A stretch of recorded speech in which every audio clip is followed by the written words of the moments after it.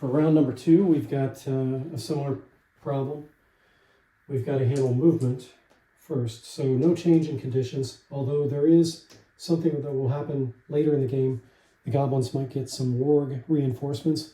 There are 4 of them, but I only have models for 2, so we'll consider each model that goes on the table as being 2 wargs if we get to that point. For step number 2, declarations, we have to declare any charges. There's no way any of the men can charge. The goblins could potentially charge around, but they can't. They're not mounted, so they can't do a curve. They can only charge in a straight line, so no charges here. Missile fire is going to be exactly the same. These guys are shooting at the riders up there. If they didn't specify riders, then we would have to roll dice to see what happens. But since goblins are short and riders are up higher, I'm going to say these 3 are aiming there. Now the range may have changed.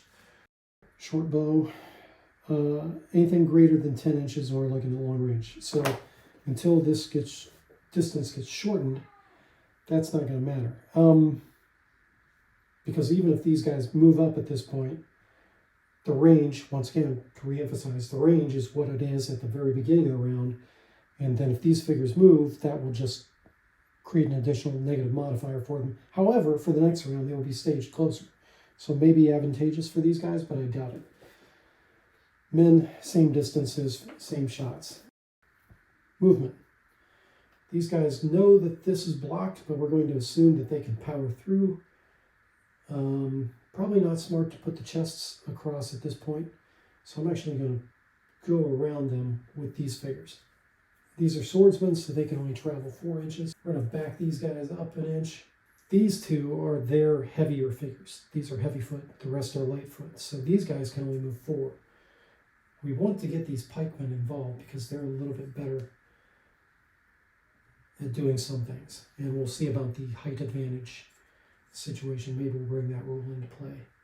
And the rest of these, again, we're going to just pile them up to kind of block things up here. All right, that's it for movement. Missile fire. We already talked about the fact that 7 is the base number. We're going to do modifications. So this guy's 7, because the long range gets modified down to 6, so I've got to get less than 6 for any of these shots to strike. 2d6. So that's a no. That's a no. And that's a no.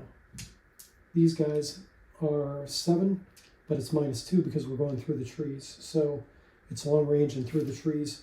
So it's 5, so it's less than 5. So that's a 6, that's a miss, and that 10 is a miss.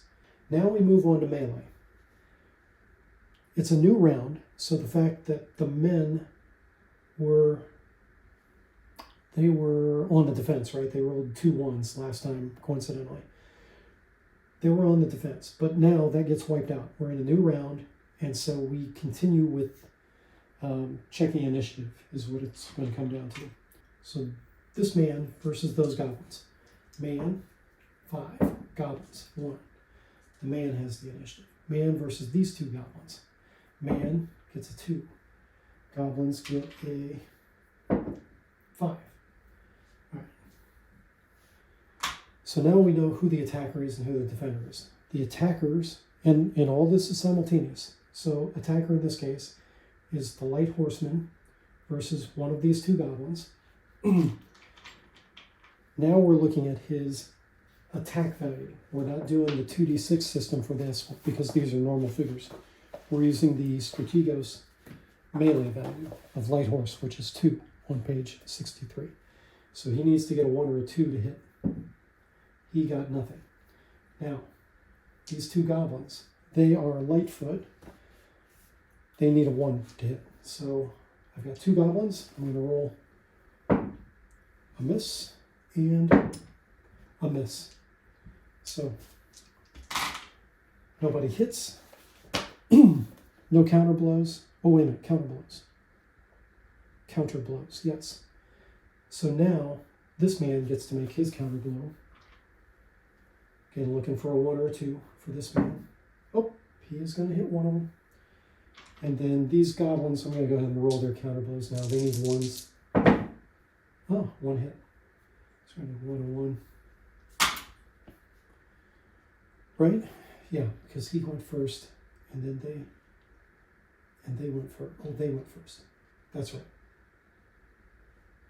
This is his counter blow on him. So he strikes and gets a blow on one of these goblins. Since his lance is over that one, we're going to say that one.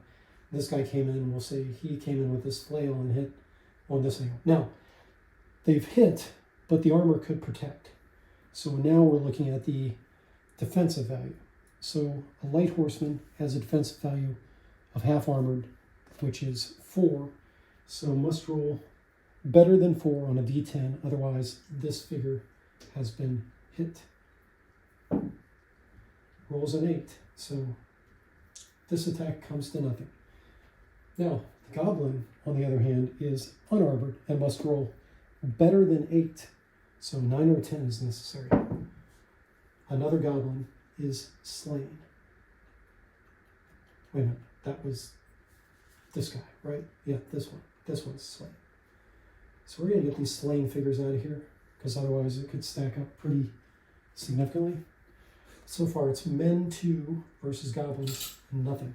Now there is a morale check that can be done at the end of missile fire or melee, right? If enough troops are killed. Let's see what it says about morale check. Equal to or less than the number shown, blah, blah, blah. Failed check indicates the monster will run away, play dead, surrender, etc. There's an alternate group morale check for monsters below. So this morale check here typically is going to be done with charges. You can also use the alternate system back here in the back. I think this might be an optional rule for group morale check. Yes, it's an optional rule. When half of a group of monsters have been slain, each remaining monster must make a check by rolling 2d6. So we're nowhere near half, so we're not even close to getting that rule involved either. So no charges, therefore no morale checks, and not enough casualties to worry about morale checks. But I did want to mention it because I might not do a video for the whole thing. Okay, so that's the end of round 2.